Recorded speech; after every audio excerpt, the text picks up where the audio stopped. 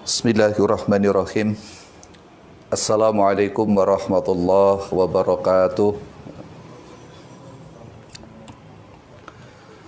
A'udzu billahi minas syaitonir rajim. Bismillahirrahmanirrahim. Alhamdulillahilladzi faddala bani adama bil ilmi wal amali ala jami'il alam. Asyhadu an la ilaha illallah wahdahu la syarikalah. Al-Malikul Manan wa asyhadu anna Muhammadan abduhu wa rasuluhu sahibul mu'jizati wal bayan. Allahumma salli wa sallim wa barik ala nabiyyina al-karim sayyidina wa maulana Muhammadin alladhi turja safa'atuhu yawmal qiyamah wa ala alihi wa sahbihi wa man tabi'a rusydah. Amma ba'd.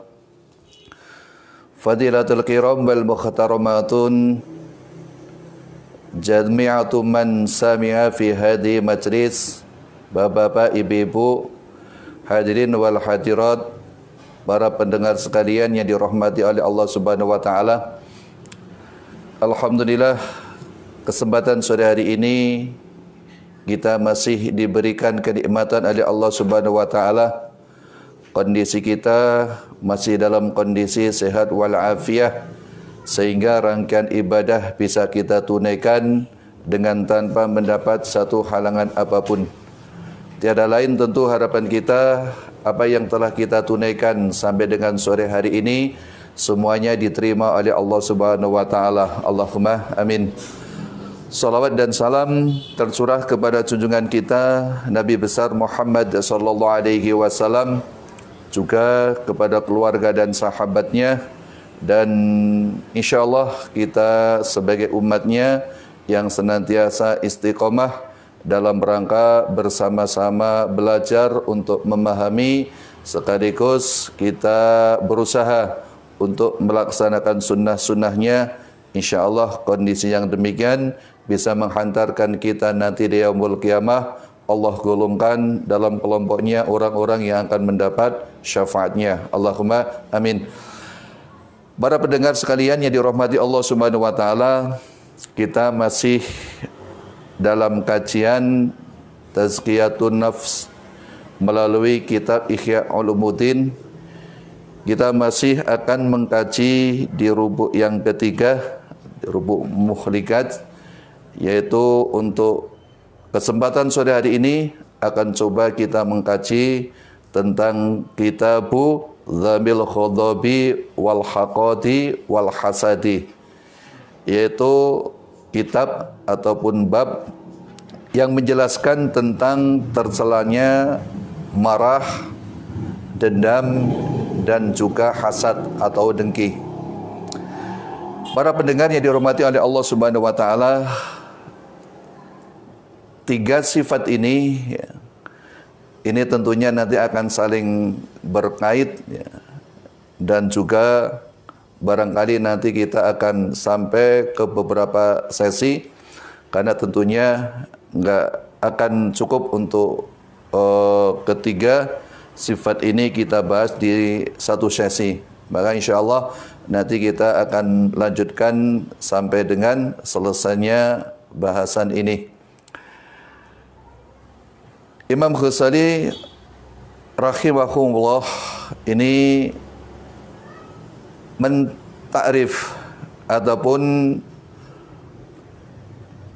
mengartikan marah di dalam kitab Ihya ini. Beliau menyampaikan, innal khadaba, sesungguhnya marah, syaklatun naru iktabasat min narillah, adalah kumulan api yang bersumber min narillahi, dari apinya Allah. Al-muwaqadatil lati tatluqu 'alal af'idati, yang api tersebut digambarkan oleh beliau, yaitu yang senantiasa berkobar dan menjulang tinggi hingga ke ulu hati. Al-fuad, hati, ya. ini memang beliau di dalam kitab ini banyak menggunakan bahasa-bahasa metafora ya. Jadi memang ada sebagian dari kaum muslimin yang mengatakan bahwa kitab Ihya ini sebetulnya kitab tua ya. Kitab tua maknanya memang perlu pendalaman ya secara ilmu bagi orang-orang yang mampu untuk memahami terhadap kitab Ihya ini, karena ya itu tadi banyak sekali bahasa-bahasa metafor yang Imam Ghazali tulis di dalam kitab ini. Tapi insya Allah nanti kita akan bersama-sama untuk mengkajinya. Wa innaha lamastakinatu fi ti'il fuadi istaknanil jamri takhtar ramada.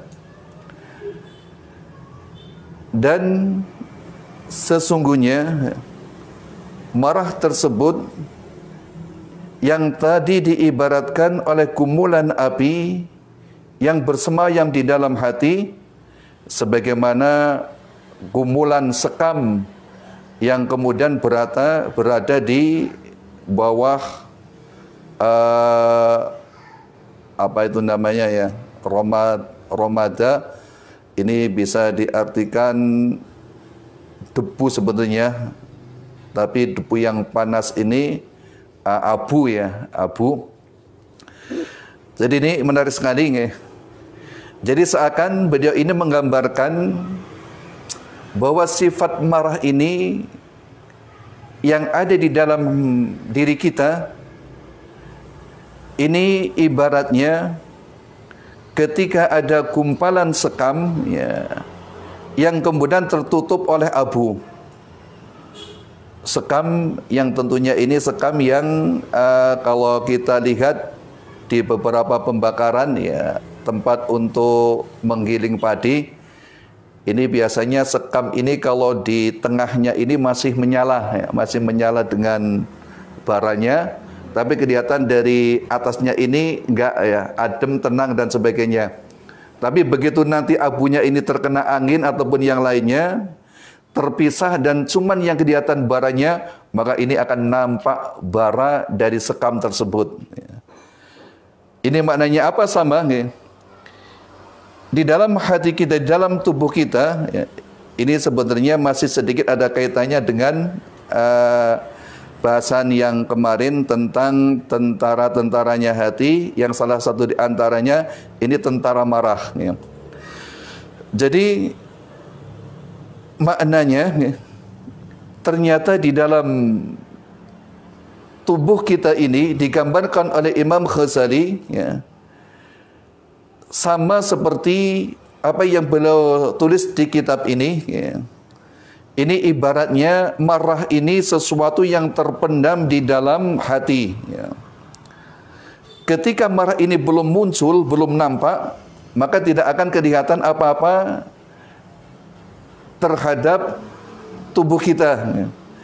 Tapi nanti ketika sudah muncul rasa amarah ini, maka nanti akan mengalami beberapa perubahan yang nampak ya. Yang tadinya kelihatan tenang, barangkali secara fisik nih, ini nanti kulit kita akan berubah merah dan sebagainya. Nah inilah yang digambarkan oleh beliau. Ternyata ya, ternyata kita sebenarnya dituntun ya, agar laksana debu yang menutupi, laksana abu yang menutupi sekam tersebut, jangan sampai abu tersebut kemudian terkena sesuatu yang sehingga terpisahlah abu tersebut, yang nanti akan cuman kelihatan baranya.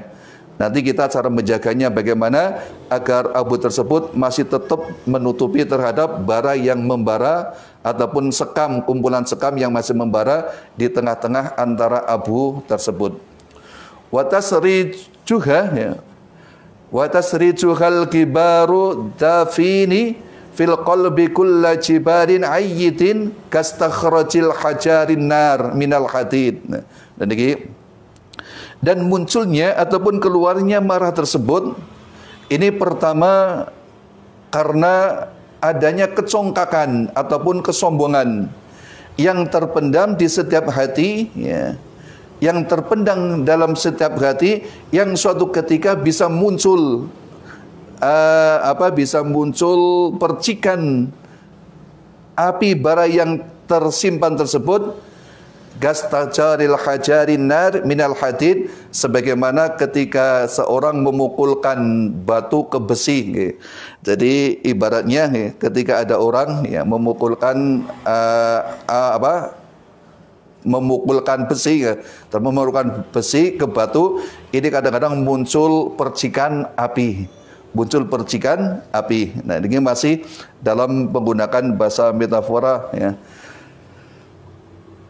Waqatin kasyafu linnadirina binuril yakin, dan sungguh telah meneliti, ya, orang-orang yang mempunyai pandangan yang cerah dan mempunyai keyakinan yang baik, annal insana yanza'u minhu nguruqu ila syaitanil la'in, bahwa manusia ini kadang-kadang bisa juga terseret ataupun tertarik urat sarafnya oleh syaitan yang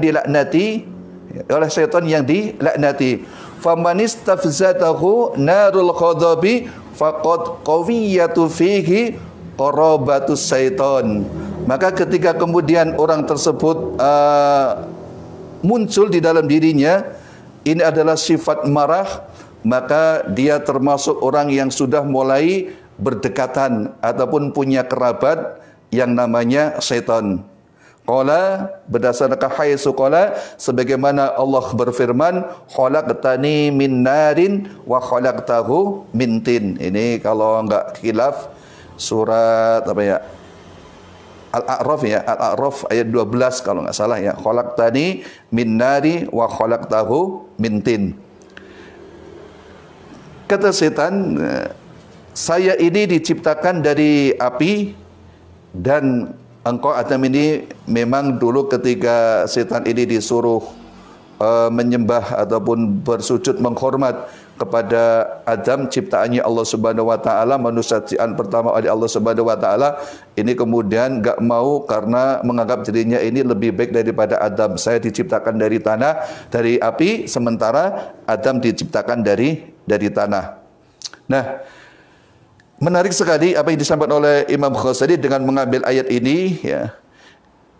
Ini ternyata sifat kita sebenarnya sebagai manusia yang diciptakan oleh Allah Subhanahu wa taala dari tanah, ini mempunyai sifat yang tenang, ya. Sifat yang tenang,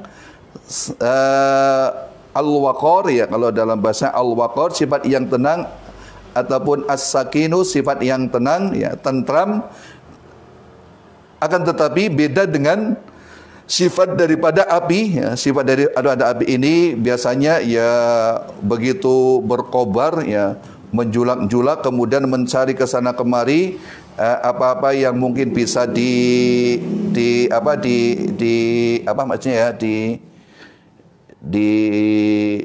apa ya, kalau api itu apa ya, menjilat, ya, menjilat-jilatnya, ya, sesuatu yang nanti tentunya dengan harapan semakin besar api tersebut, maka bersolak ke sana kemari. Inilah sifat api dan panas, ya. Nah, ini menggambarkan bahwa ternyata, ya, kita ini sebagai umat manusia, ya, yang notabene kita ini awal diciptakan oleh Allah Subhanahu wa taala dari tanah.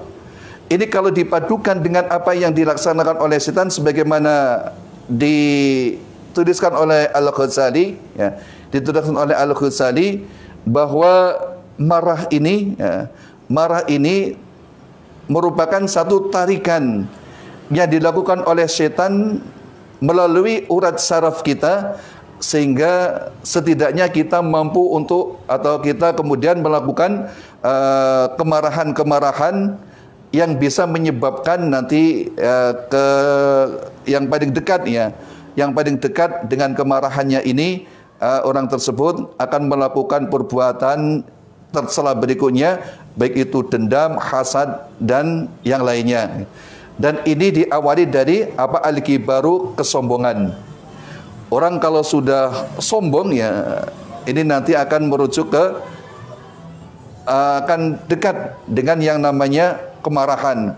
Kalau sudah marah, nanti akan dekat dengan yang namanya sifat dendam dan sifat hasad. Sehingga sudah digambarkan oleh Imam Ghazali, ketika kita ini ternyata memang diciptakan oleh Allah Subhanahu wa taala dari tanah yang sifatnya tenang, ya. Sementara setan ini diciptakan dari api yang sifat api tersebut senantiasa bergejolak, ya, berkobar, ya, menjulang tinggi, mencari sesuatu yang bisa diraihnya demi untuk memperbesar daripada kobaran api tersebut. Termasuk, ya, ini yang paling mudah untuk diraih oleh kobaran api, ya, ternyata ya barang-barang yang kering, termasuk ya mungkin ya bensin premium, ya. Ini kalau istilah zahirnya, tapi istilah batiniahnya ini yang paling cepat untuk diraih oleh setan, sehingga kita manusia bisa terjerumus ke dalam perbuatan-perbuatan yang tercela. Ini sebagian besar dilakukan oleh manusia dengan melampiaskan kemarahannya. Sehingga ibaratnya kalau ada kita ini tercampur, ya, antara api dan tanah nih, antara api dan tanah, ketika nanti ternyata tanahnya yang kalah, biasanya ini nanti tanah ini akan kelihatan merah membara nih. Merah membara, sehingga tentu sifat dari tanah itu sendiri kemudian hilang. Sebaliknya, kalau ternyata tanah ini yang menang dari api, ya, maka api ini akan bisa tertutup oleh tanah, sehingga nggak nampak sekali kemudian kobaran apinya. Ini maknanya apa? Imam Ghazali sebenarnya menuntun kepada kita agar sifat ataupun fitrah, ya, dengan adanya sifat marah yang ada dalam tubuh kita ini, kita bisa mengelolanya dengan sebaik-baiknya. Kita bisa mengelolanya dengan sebaik-baiknya, karena nggak mungkin sifat marah yang ada dalam diri setiap manusia ini hilang. Pasti akan senantiasa bersemayam, dan bersemayamnya ini diibaratkan oleh Al-Ghazali, ini biasanya bersemayam di dalam setiap hati manusia. Sehingga tadi di awal disampaikan oleh beliau, ibaratnya hati kita ini punya sesuatu yang digambarkan sama dengan sekam, ya, yang berada di tengah-tengah abu. Nah, hati kita dengan marah ini sebenarnya menyatu, ya, ada penyatuan di dalam hati kita, sehingga nanti bagaimana kemudian hati kita ini bisa mengolah sehingga marah yang ada di dalamnya ini bisa digunakan, dikelola dengan sebaik-baiknya, sehingga tentunya bisa bermanfaat terhadap diri kita. Sebagai contoh saja, ini kalau diibaratkan demikian, ya. Jadi kalau kita punya tubuh semacam tanah, ya, ibaratkan tanah, kalau kita jadikan sebagai tungku, ya, nanti yang akan menjadi kobaran ini bukan tungkunya, cuman melalui minyak ataupun melalui kayu, sehingga kobaran api ini nanti akan mampu bisa membuat manfaat kepada kita untuk masak air, untuk merebus mie barangkali, ya, untuk menanak nasi dan sebagainya, sehingga hasilnya ini akan bermanfaat. Marah pun sama demikian sebenarnya, ya. Menurut ke situ, ada marah juga yang bisa bermanfaat untuk diri kita manusia. Ada marah juga yang kemudian bisa menyebabkan kebinasaan terhadap kita. Maka para pendengar yang dirahmati oleh Allah Subhanahu wa taala, dalam kelanjutan bahasan ini, ya, termasuk kemudian beliau juga mengambil firman Allah Subhanahu wa taala ini di dalam surat Fat, ya, kalau nggak salah ayat 26, id ja'alal ladzina kafaru fi qulubihimul hamiyatal jahiliyati fa anzalallahu sakinatahu ala rasulihi wa alal mu'minin, ya. Ketika dijadikannya, ya, dalam diri orang-orang kafir di dalam hatinya, nah, ini hamiyatal jahiliyati, kecongkakan jahiliyah, fa anzalallahu sakinatahu, maka Allah akan menurunkan ketenangannya ala rasulihi, kepada utusan-utusannya, wa alal mu'minina, dan kepada orang-orang yang beriman. Jadi inilah walaupun mungkin secara tafsir beda dengan penafsiran mufassir lainnya, tapi beliau juga mengambil satu ayat ini untuk menjadikan satu tamsil bahwa ketika Allah Subhanahu wa taala ini memberikan sesuatu ya, yang dimulai dari kemarahan, apalagi dulu memang ini mengkaitkan dengan kecokakan, kesombongan daripada orang-orang masa jahiliyah. Kemudian Allah Subhanahu wa taala ini menurunkan ketenangan bagi utusannya dan kepada orang-orang yang beriman. Jadi mungkin secara penafsiran beliau ini bahwa ini yang mendekati terhadap terhadap membiarkannya ya, perasaan marah yang kemudian keluar dari dalam hati kita. Ini biasanya mereka orang-orang yang sombong ya, orang-orang yang menyombongkan diri. Akan tetapi bagi orang-orang yang beriman, ya, orang-orang yang mengikuti jalannya Rasulullah SAW, maka mereka akan diberikan ketenangan. Dari sifat tenang yang ada dalam diri seorang mukmin ini, insya Allah akan mampu meredam kemarahan yang ada di dalam dirinya. Sehingga toh ketika kemudian amarah ini muncul, ini kemudian bukan dijadikan marah-marah yang bisa membinasakan terhadap dirinya sendiri, akan tetapi marah yang ada dalam dirinya ini bisa dikelola sehingga menjadi marah yang bermanfaat untuk dirinya sendiri. Apakah ada marah yang bermanfaat? Ada. Jadi sebagaimana yang pernah terjadi pada diri Rasulullah SAW, ini beliau senantiasa menggunakan sifat marah yang ada dalam dirinya. Ini diluapkan oleh beliau ketika menyangkut kaitannya dengan hal-hal yang ada kaitannya dengan masalah agamanya. Jadi ketika agamanya yang direndahkan ya, kemudian aturan-aturan Allah yang kemudian dilanggar, ini beliau baru marah. Tapi ketika menyangkut masalah-masalah pribadi beliau, ini beliau nggak pernah marah. Beliau nggak pernah marah. Inilah maksudnya yang sudah dicontohkan oleh Nabi SAW, bahwa ternyata marah ini tidak akan pernah hilang dalam diri manusia. Akan tetapi ketika kemudian kita mampu mengelolanya dengan baik, dijadikan marah yang ada dalam diri kita ini demi untuk marah kepada sesuatu yang kaitannya dengan agama, maka insya Allah marah ini marah yang akan bermanfaat. Sebagai contoh umpamanya Nabi SAW ini ketika beliau direndahkan kaitannya dengan pribadinya, disakiti kaitannya dengan menyakiti pribadinya, ini beliau nggak pernah marah. Sebagai contoh, suatu ketika ini dalam Sahih Muslim, Rasulullah SAW beserta para sahabat yang lainnya, termasuk di situ ada Umar ibn al-Khattab, ada Abu Bakar Siddiq dan sahabat yang lainnya. Ini ketika sedang melakukan satu perjalanan, kemudian datanglah seorang Arab Badui. Arab Arabi ini kalau diistilahkan dulu ini mereka orang-orang yang bermoral rendah nih. Jadi IQ-nya IQ apa istilahnya ya? IQ apa? Jongkok ya, IQ jongkok nih. Jadi dia ini enggak pernah sopan santun sama sekali nih.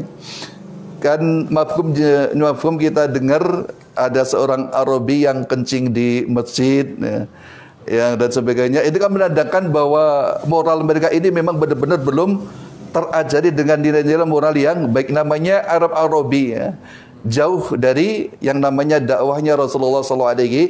Maka Rasulullah karena melihat situasi yang demikian ya, beliau memakluminya.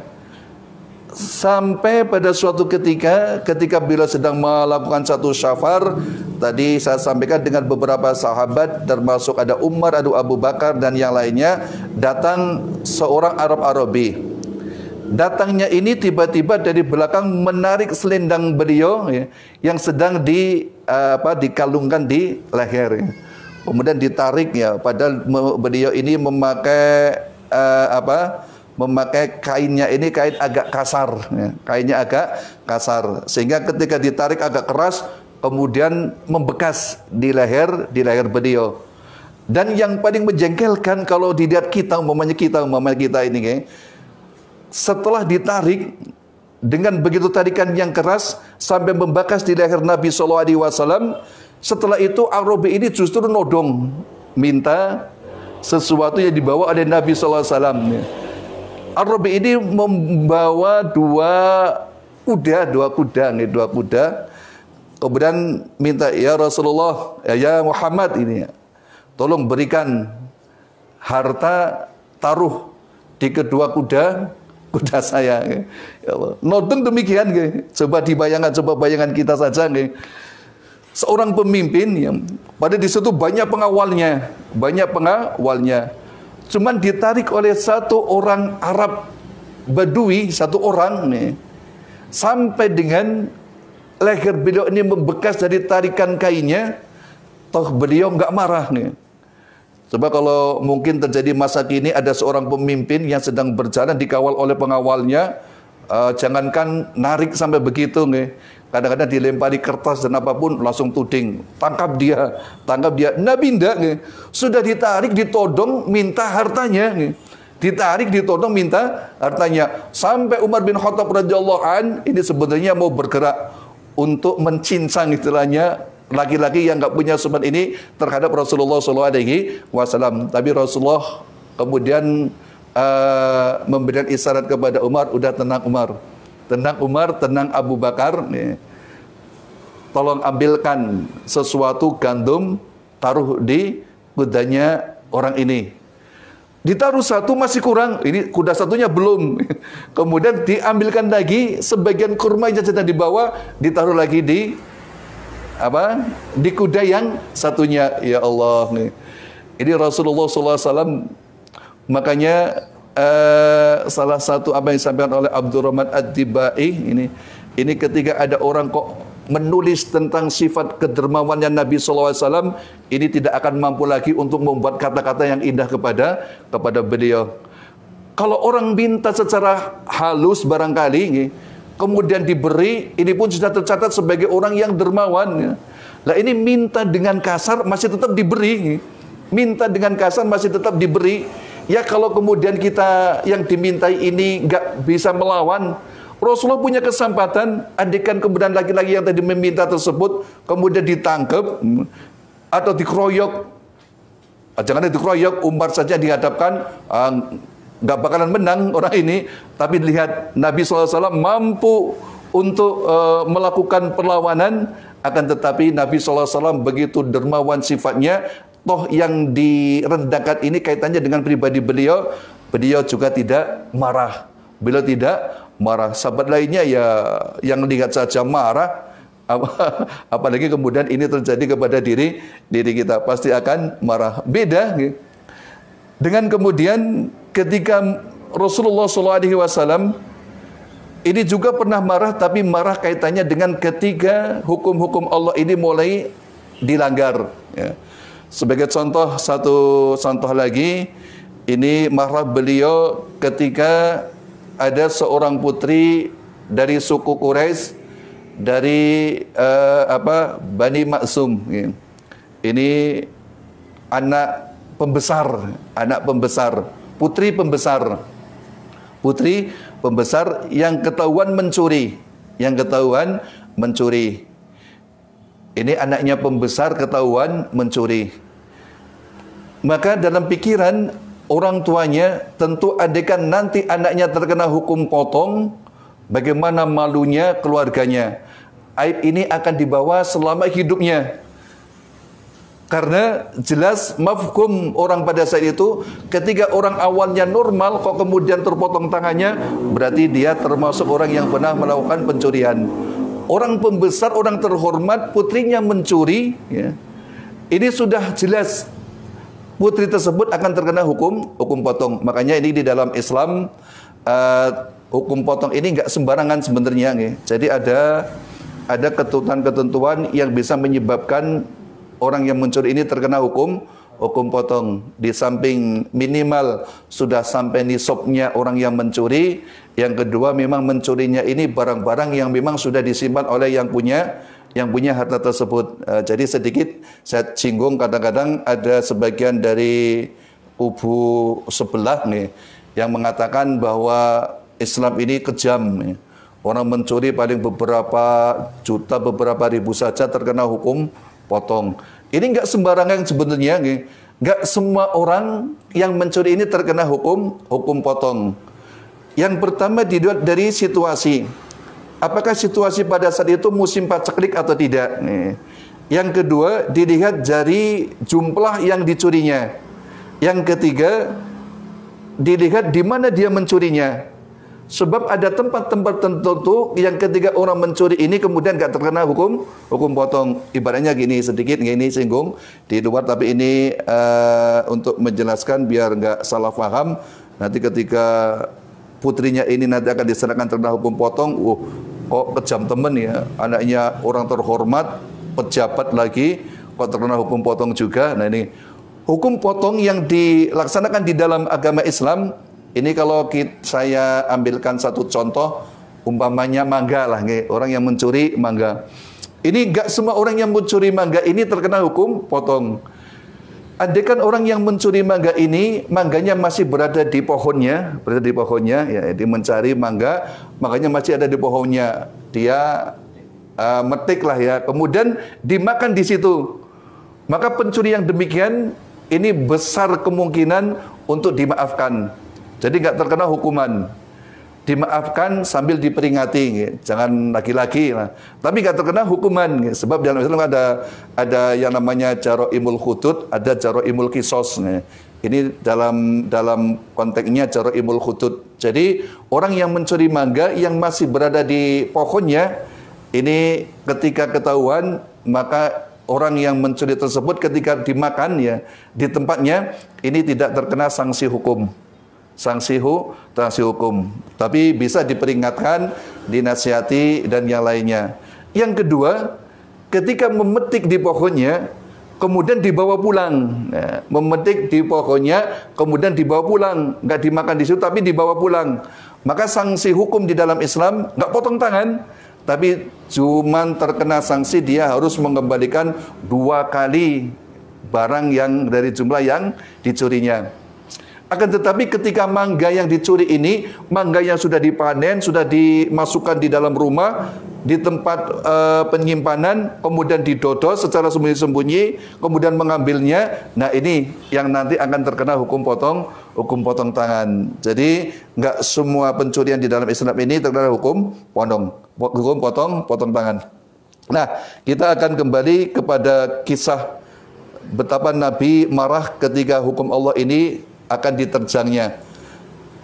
Singkat cerita, ya, orang tuanya ini ketika mau meminta keringanan kepada Nabi SAW agar putrinya tidak dikenai hukum ataupun sanksi hukum potong tangan, ini kayaknya nggak bisa. Kayaknya kalau saya sendiri datang ke sana malu dan mungkin ya nggak bisa Rasulullah memberikan keringanan.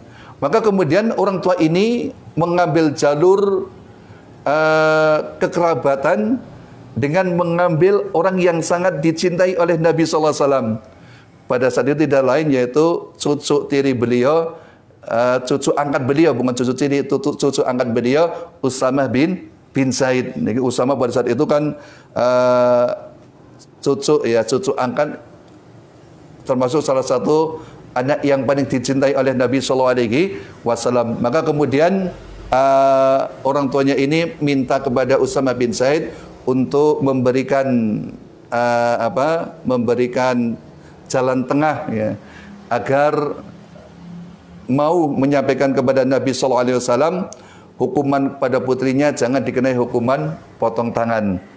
Apa yang tanggapan Nabi SAW dengan laporan daripada Usamah bin Zaid ini tentang putri seorang bangsawan, putri seorang pejabat dari Bani Maksum yang mencuri ini? Nabi pun marah, ya. Nabi marah. Sampai kemudian di akhirnya Nabi menyampaikan, andaikan Fatimah anakku, lau anna Fatimah tabian pinta Muhammadan, andaikan Fatimah anaknya Muhammad ini mencuri, maka saya sendiri yang akan memotong tangannya. Jadi Nabi SAW, jadi hukum pada masa Nabi SAW ini sama sekali nggak melihat ataupun nggak pandang bulu terhadap siapa yang melakukan kejahatan, baik itu anak pejabat, baik itu anak rakyat, ini semuanya terkena hukum yang sama. Jadi nggak ada keistimewaan hukum. Beda kalau mungkin kita lihat pada saat ini, ya hukum kadang-kadang bisa bisa disalah gunakan, bisa nggak pada tempatnya. Ketika mereka orang-orang yang dekat dengan orang yang menentukan hukum melakukan pelanggaran hukum, ini biasanya hukumannya kalau nggak ringan ya lama sekali, nggak terkena hukum. Tapi ketika yang melakukan pelanggaran hukum ini ternyata mungkin oposisinya ataupun yang lainnya, orang yang nggak berpengaruh, maka akan segera ditegakkan hukumnya. Makanya Rasulullah SAW ini termasuk nanti kemuliaan yang akan diberikan oleh seorang hakim di yaumul kiamah nanti, termasuk hakim yang jujur. Ini mereka yang nanti akan mendapat lindungan dari Allah Subhanahu wa taala di saat tiada lindungan kecuali lindungannya Allah Subhanahu wa taala. Tapi orang yang paling bersegera untuk dimasukkan ke dalam api nerakanya Allah yaitu hakimul jair, hakim yang curang, ya. Hakim yang curang, yang ketika menentukan hukum tidak berdasarkan dengan nilai hukum yang ada, tapi berdasarkan sesuatu yang ada kaitannya siapa mereka yang akan dikenai hukum. Ketika mereka orang dekat, orang berpengaruh, ya, anak pejabat dan lainnya, hukumannya lama untuk ditetapkan, bahkan kemudian dibebaskan. Tapi ketika orang-orang oposisinya, orang-orang yang kemudian sering mengkritiknya, orang-orang yang tidak ada kaitannya dengan partainya barangkali, ini kemudian segera ditunaikan hukumnya. Ini termasuk penyelewengan hukum yang terbesar yang dulu pernah diancam oleh Nabi SAW. Para pelakunya termasuk orang-orang yang akan bersegera masuk ke dalam api nerakanya Allah Subhanahu wa taala. Para pendengar yang dirahmati oleh Allah Subhanahu wa taala, dan ini pun coba kita bisa introspeksi terhadap diri kita. Umpamanya kita ambil satu contoh, kadang-kadang kita ini mengelola marah yang ada dalam diri kita, ini kita kurang mampu untuk mengelola dengan baik. Hal-hal yang menyangkut masalah pribadi, kadang-kadang ini yang membuat kadang-kadang kita marah, ya, membabi buta, yang ada urusannya dengan dunia, ya. Kita marah membabi buta, sementara hal-hal yang ada kaitannya dengan akhirat, kaitannya dengan agama, kita kadang-kadang bersifat diam santai, seakan-akan tidak terjadi suatu permasalahan. Umpamanya contohnya barangkali bisa kita jadikan satu iktibar. Umpamanya nih, kita sebagai orang tua punya anak, ya. Anak kita masih kecil, minta uang jajan kepada kita, ya. Pak, umpamanya saya mau beli jajan, minta uangnya berapa? 5.000 umpamanya. Kemudian begitu masuk, ayahnya ini nggak punya uang 5.000-an, punya 50.000 umpamanya. Dikasihkan kepada anaknya, ini nak, uang 50.000 nanti kembali 45 ya, dikembalikan kepada ayah. Iya ayah, iya pak. Begitu lama ditunggu umpamanya, anak ini nggak pulang-pulang. Begitu pulang, ditanya mana kembaliannya, umpamanya uangnya sudah habis untuk diberikan jajan semuanya. Bagaimana coba kondisi seorang ayah ketika melihat anaknya yang demikian? Kira-kira marah besar enggak? Kira-kira marah besar enggak? Padahal ini cuma menyangkut masalah uang yang tidak ada kaitannya sama sekali dengan masalah agama. Tapi coba ketika kita pulang sholat, melihat anak-anak kita masih santai, belum melakukan sholat, kita pulang ke rumah, anak kita masih main, belum pulang. Begitu pulang, apakah kita mampu memarahi anak kita? Kenapa kok main lama sekali, sudah ada nih. Kadang-kadang enggak, dibiarin saja, santai saja. Ini adalah kondisi kita pada saat ini. Marah kita kadang-kadang ini marah-marah yang justru tidak ada kaitannya sama sekali dengan agama. Ya, termasuk ketika agama kita direndahkan, nabi kita direndahkan, dihina dan sebagainya. Ini mungkin ya kita masih optimis lah nih. Masih banyak yang kemudian orang-orang marah sekecil apapun imannya. Tapi kalau menyangkut masalah-masalah yang lainnya, ini urusan-urusan agama dalam keluarganya, ini biasanya lebih cenderung kita ini marah kalau terjadi sesuatu yang cuma menyangkut masalah keduniaan. Maka benarlah ini apa yang disampaikan oleh Al-Ghazali rahimakumullah, bahwa marah ini nanti ketika sudah diluapkan oleh diri kita sebagai manusia, ini biasanya laksana akan kelihatan jelas ya, loncatan api tersebut. Sehingga loncatan api inilah yang notabene ditulis oleh Al-Ghazali ini sebagai bentuk luapan kemarahan. Tapi ketika kita mampu menjaga abu-abu yang menutupi terhadap kemarahan terhadap bara yang berada di bawahnya, agar abu ini tidak terbawa angin dan yang lainnya, sehingga masih tetap tersimpan, nggak kelihatan, orang ini akan tetap kelihatan tenang.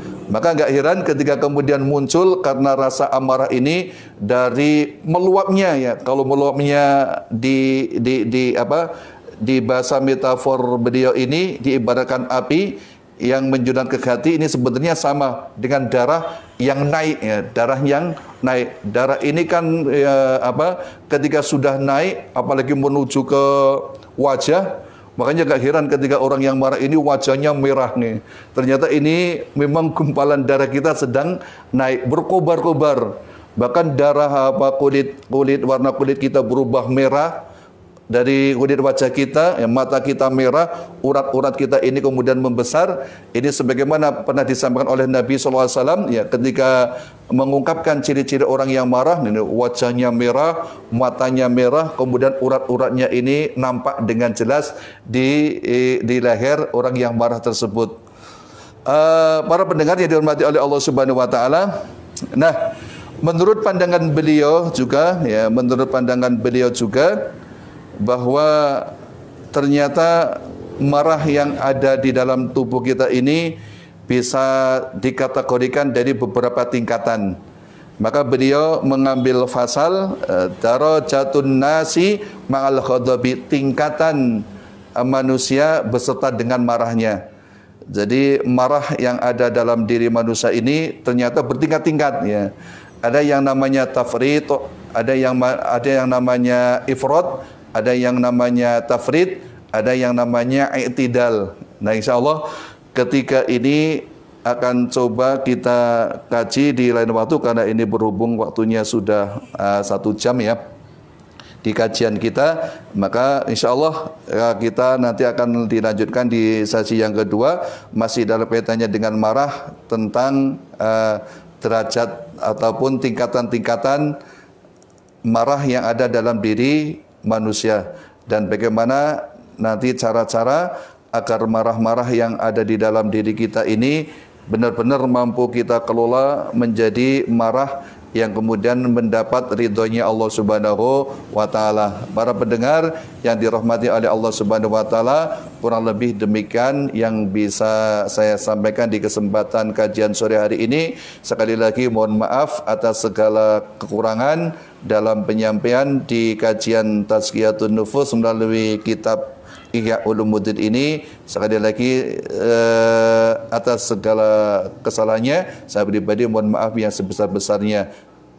Kita akhiri, wallahu muwaffiq ila aqwamut thariq. Assalamualaikum warahmatullahi wabarakatuh.